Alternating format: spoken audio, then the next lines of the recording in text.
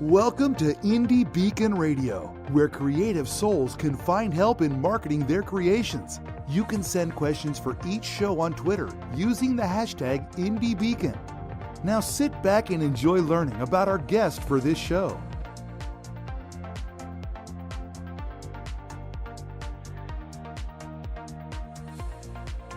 Hello and welcome to the show. I am your host for today, Jocelyn Arenetta Dion Holiday. 27 letters, one more than the alphabet.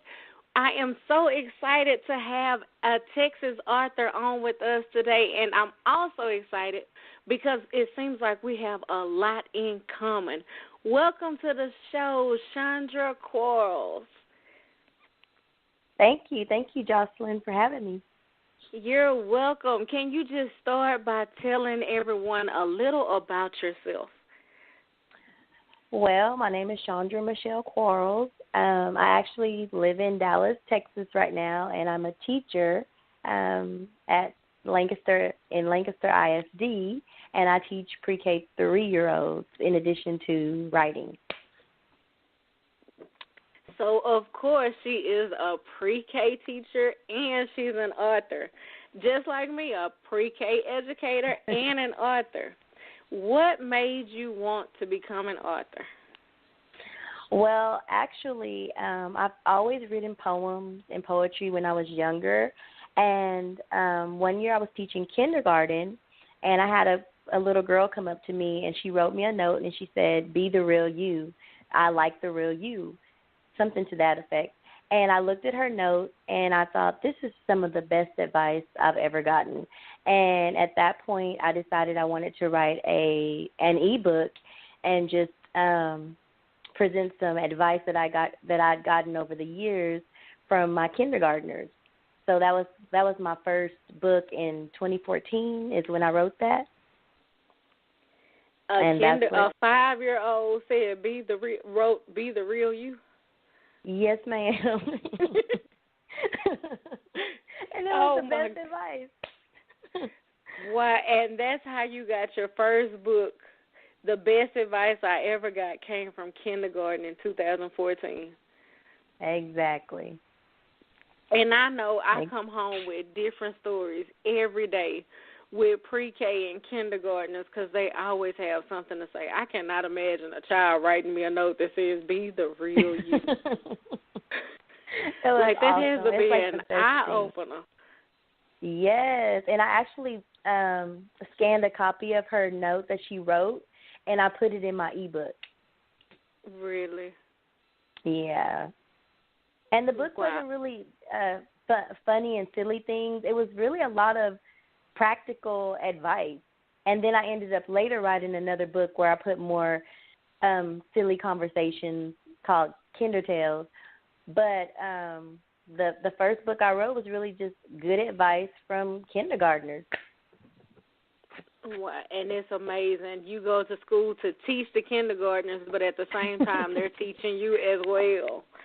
Yes. So, and you've already answered part of my next question, but other than the kindergartners, who else inspires you to write? I'm inspired by, I love Dr. Seuss books. I guess because I teach young kids and just always having to read them children's books, Dr. Seuss books would have a rhyme and a rhythm to them, and I love music. So I'm kind of inspired by that. And my new book is kind of has a rhythm to it, the book that I'm writing right now, and I'm inspired by the Dr. Seuss rhyme and rhythm. So what is your favorite Dr. Seuss book?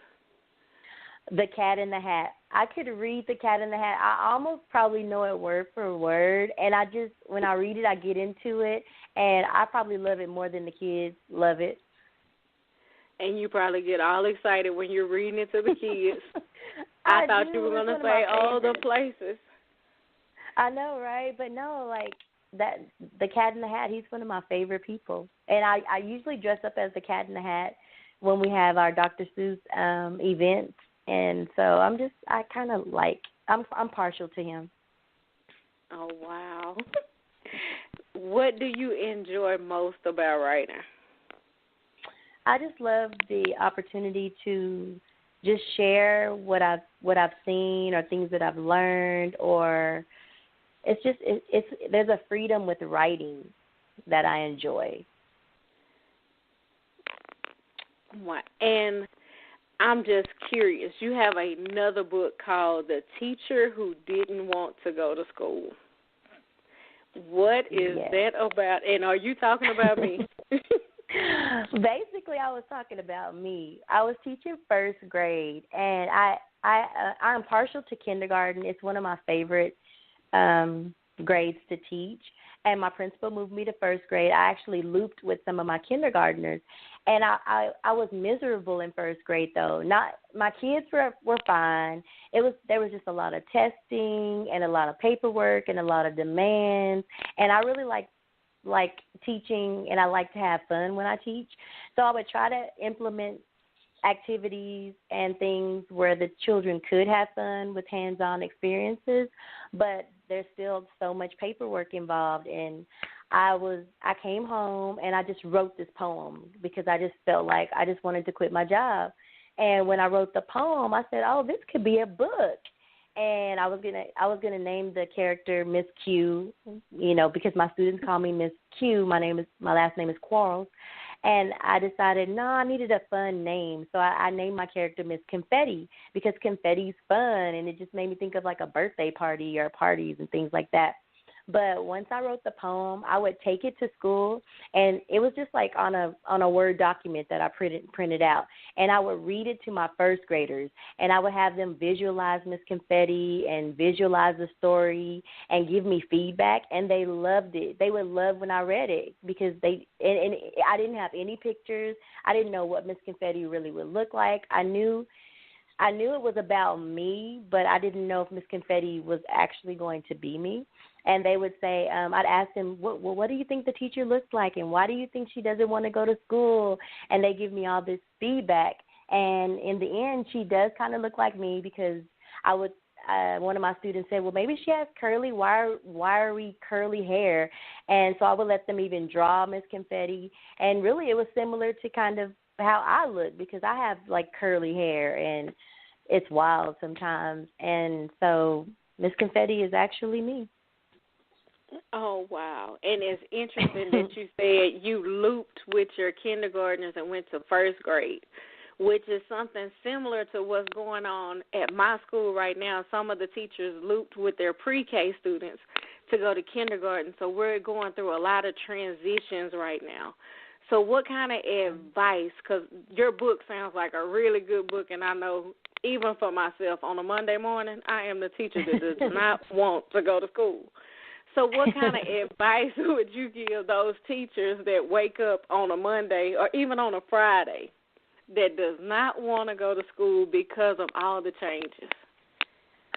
Wow. Well, I would just say just keep going because really, if we really didn't want to go to school, we wouldn't show up. There's something that's keeping you going. And even at the end of my book, Miss Confetti didn't want to go. It was the first day of school, and she had all these thoughts in her mind, but at the end she goes to school because she loves teaching children.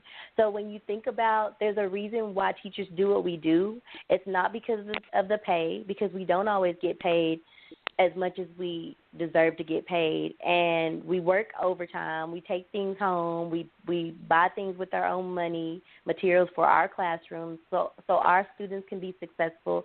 And it's because we love kids and we love what we do, even with the stress. Exactly. You sound like a real teacher. Yes, your own money, your own time, everything. Everybody looks at us and be like, oh, you have summers off. But we deserve those summers off because there's so much put in from August to the end of May.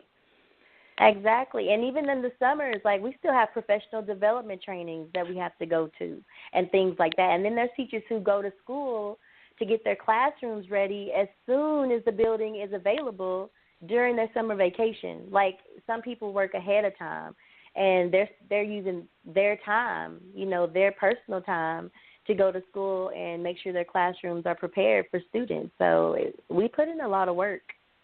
And that is true. Yes, that That is so true. And it seems like you have, so how many books have you written so far? It's hard to keep track because I've written some books just to kind of play around with it because I self-publish. But I probably have about maybe 5 that I really push, that I really focus on. Okay. And you have 5 that are published? Yes, ma'am.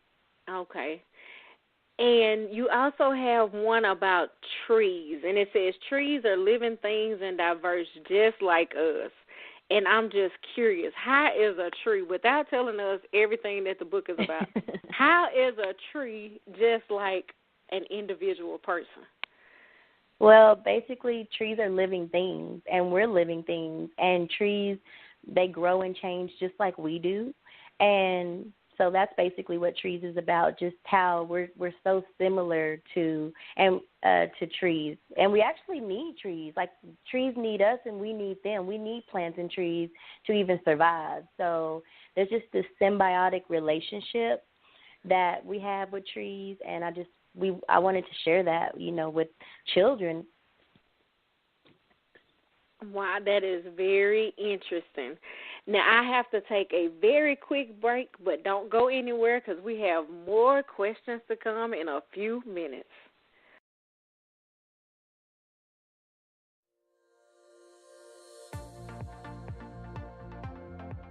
Texas Authors is proud to be a supporter of IndieBeacon.com, a website that supports indie authors from around the world.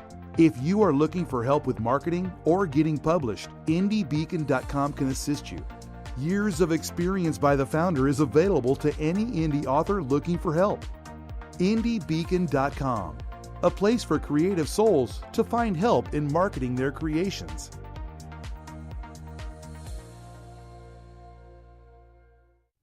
Howdy, I'm John Cruder, the Midnight Marauder. I guess you might say that I'm a vigilante who rights the wrongs I see along my many travels to balance the scales of justice, especially those of the corrupt and murderous members of the Town Council of Bandera, Texas. You can follow my many adventures in a series of Midnight Marauder books written by Roy Clinton on Amazon.com and TopWesterns.com.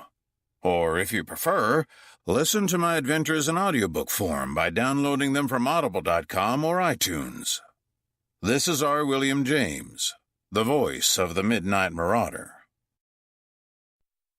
Do you love to read great new ebooks? Visit EBG247.com. Be the first to discover the next bestseller. At EBG247, we have the web's largest selection of great new book reads, from that amazing new fiction or nonfiction to horror, romance, and fantasy. We even have today's best children's books. That's EBG247.com. New books arrive daily, and all ebooks start at just 99 cents. If you love to read, then you'll love EBG247.com.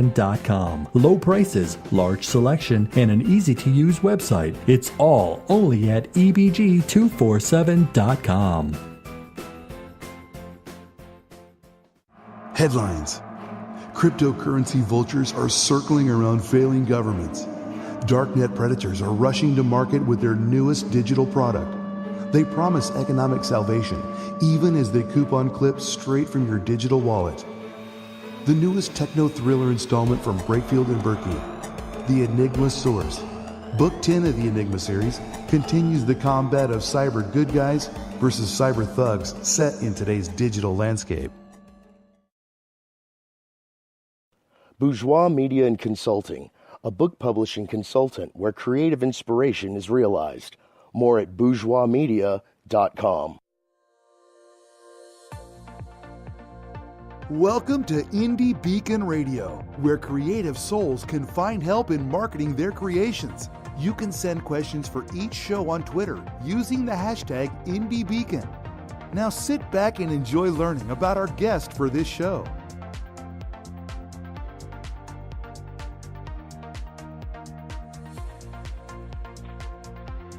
Hello and welcome back to the show once again. I am your radio host, Jocelyn Arenetta Dion Holiday, and we have a Texas author all the way from Dallas, Texas by the name of Shondra-quarles, pre-K teacher and author. and we were talking about your 5 published books that you have. So what are your future projects? What do you have in store? I just finished a project called My Black is Beautiful, and it was a poem that was written to inspire girls to love the skin that they are in, girls of color. And it was actually illustrated by a 16-year-old young lady named Zaria Dawson. So I'm really proud of this project, and she just really brought it to life. I really just wanted faces of young girls of color from the darkest night to the lightest light, and the book is amazing. So that's my newest project, and I'm working on another project titled Curly Hair Don't Care, and it's the book I was talking about that's similar to like a Dr. Seuss kind of rhythm rhyming book, and it's basically it's about me, and I have this curly hair, and so I decided to present it to children as there's a little girl in the story, and she's getting her hair washed. So it's going through everything that the mom has to do to wash the little girl's hair, and as the mother is washing her hair, she's saying, "Curly hair, don't care," and it's just, I don't know, it's just something that came to me, and I feel like it will be a fun book and something that children with natural hair, they could really relate to. That sounds like an interesting book. I like that. That is very catchy. Curly hair, don't care. And washing hair, oh my goodness, that is like a all-day event. Exactly. And if you're not used to it, that can take all day to wash curly hair. Oh my goodness. But curly hair don't care. I like that. We'll be looking out for that book. Thank you. Just thinking about yourself, thinking about your journey so far. You started writing in 2014. Where yes, you ma'am. are now, did you ever imagine from 2014 to 2018, did you ever imagine you would be where you are today? No, like I would never imagine it. I basically wrote my first book because I was inspired by my kindergartners, and I didn't think anything of it. It was just an e-book, and once I learned how to publish it, it was just out there. But I've had so many beautiful opportunities. I've won an award from the National Celebrity Educators for authoring a book for teachers, for the teacher who didn't want to go to school. I was featured at the NAACP Convention, the 2018 convention, at the Authors Pavilion, and my books were available at the Essence Fest for 2018, so that was exciting. And I just don't know. Like, I just feel like the sky's the limit, and I don't know even what to expect next. Right, because I'm sure, like myself, you didn't imagine anything. It was just for fun at first, just to be doing something, and then all of a sudden it just takes off. Yes. That it's kind of scary because I don't know. Now sometimes I get anxious about it because I feel like I need to be doing something. I need to be writing, but if I'm not in the mood to write, I can't write. Like my ideas just, they kind of come to me like either in a dream or I'm at work and I just have an idea. And when I have an idea, I have to act on it and then just see where it takes me. And I know it's God's gift, and I can't rush it. And I feel like whatever's going to happen is it's out of my control, basically. Exactly, and I'm glad you said that because a lot of times people may look at you crazy when you be like, I'm operating on God's time, and if it's not His time, exactly. He's not going to give it to you. Yes. So what true. do you want people to know about you? Oh, I would just probably want them to know I love teaching, but I also feel like there's something more to my life, and I'm just searching for, like, what's next. I'm always looking for what's my next level. Right, like a never-ending story. Yes. And even once, because I know you're young, but when you get older, what do you want when people see your name? What do you want them to remember most about you? My goal is just to build libraries. I mean, I think about the third grade reading scores and how they determine the number of prisons that are built. And I feel like I just want to contribute to promote the promotion of literacy. I just want to promote literacy, and I just want people to remember me probably for that. All about literacy. Yes. And I know you have 5 books, so where can we find your books? All of my books are available at Amazon.com. Okay. And you can follow me. Yeah, they can Google them, or you can follow me. My profiles on Facebook and Twitter and Instagram is iHeartTeaching, and it's EYE, Heart Teaching. So you can follow me and find my books on Amazon. And how did you come up with iHeart, EYE, Heart? How did you come up with that? It just came to me. Somebody's asked me that before because they said it's so catchy. And it just came to me one day, and I said, that's who I am, because I follow lots of teachers, and teachers always have these profiles. And I just knew I wanted my own profile as an educator. And one day I just thought of iHeartTeaching. I said, that's me. That's who I am. And I've kept it ever since. Wow, it is catchy, because when I saw it on the email, I'm like, iHeart, what does that mean? But then it clicked, and it was like, oh, it could be I love teaching. Cute. That's what it is. I like That's it. What it is. And I'm a Prince fan, and if you think about Prince, he always used like lots of symbols, and he would use the word EYE for I, and different things like that. So I guess I kind of fed off of some of Prince's vibes. Oh my goodness! So you're a Purple Rain person? Yes, I love Purple Rain. My favorite song ever. Well, that is A-okay.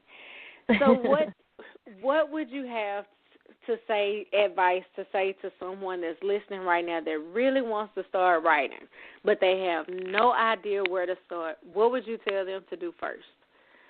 I would just say just start. Like, just start writing. Get some paper. If you use your phone, your tablet, however you like to present your information, like, just write. And then everything will fall into place. But you have to start. You have to start somewhere, so just start writing. Yes, just start. With no plan in mind. No, because once you finish and figure out, okay, this is the book I want, everything else is going to unfold. Like, you'll figure out what to do next. Like, that's kind of how I started. I decided I wanted to write a book. I wrote everything, and then I just started researching, or I met people who were authors, and it's like everything just unfolded, and God brought me everything that I needed when I needed it. Exactly, and it all just starts into it just all falls into place. I know. Yes, I started writing, and I'm like, I have no idea what do I do next. I done wrote this book. Who is going to publish it? I need an illustrator. I had no idea what to do, but that is so true. You just start writing, and everything else just falls into place. So even with your marketing, I know your books are on Amazon. Have you faced any challenges as far as marketing? I have faced challenges. First of all, teaching comes first, and I'm so obsessed with teaching that sometimes I put my books on the back burner, but I'm trying to learn how to find balance in my life so that I'm not just focused on teaching, because I know I want to eventually step outside of the classroom. So that's one of my biggest hurdles. And also, I self-publish. And so when you self-publish, you have to do everything. So you have to learn how to market, and you have to figure out, what does that look like? What does that mean? And I try to Google and talk to people that have done things, and I try to send my book out to people for free, enter awards and book contests. I try to do different things to bring more focus on my books, but basically I feel like it's always going to be a challenge for me until I really just put my mind to it and say I need to really focus on marketing more than some other things that I do. Exactly, and it is a lot of work into it, especially if you want to reach the top. But at the same time, it just takes time. It takes God's plan. It takes a lot. But also you have your other job, because being an author is not going to pay all of your bills. No. But so, of course, you have to stay in the field of education until your books really, really take off. So do you have any upcoming events that you would like to share? I'm going to be a part of, I do have a couple of events coming up, but I don't have all of that information right now. I've had people that have invited me to some events here in Dallas, and I'll have more information on my social media profiles about my future events. And can you tell them your social media profile that they can follow you on? They can follow me at iHeartTeaching, EYE, Heart Teaching, on Facebook, Twitter, and Instagram. All right. And all of your upcoming events will be posted on there, right? Yes, ma'am. And before as they unfold, and I'm sure you have a lot in store for you. And it is almost time for us to wrap up, but before we do, is there anything that you would like to say, any advice, any encouraging words, anything that you would like to tell our audience before we wrap up? I would just say if there's something you want to do, you need to do it, because time's going to pass anyway. So if you keep saying, I'm going to wait till tomorrow, tomorrow's going to come, and then before you know it, your time is up. So basically, live life now and do what you love, and if it's something you want to do, go for it. And that is great advice. It has been a pleasure speaking with you today. I look forward to seeing you. I know you are going to go far and be successful. I love this saying, be the real you, that came from a kindergarten 5 or 6 year old. Like, that is a life-changing phrase. Yes. But it has really been a pleasure. Once again, we are interviewing Shondra-quarles. We were so glad you had time to stop by and speak with us on today. And again, my name is Jocelyn Ironetta Dion Holiday. Everyone be blessed. A new online bookstore, IndieLector.store, is unlike any other. IndieLector.store offers great prices from top indie authors and supports authors at the same time by paying them more for their books. IndieLector.store has a readers club that gives you free books and special deals. Watch the IndieLector.store continue to grow before it opens in the fall of 2019 at IndieLector.store.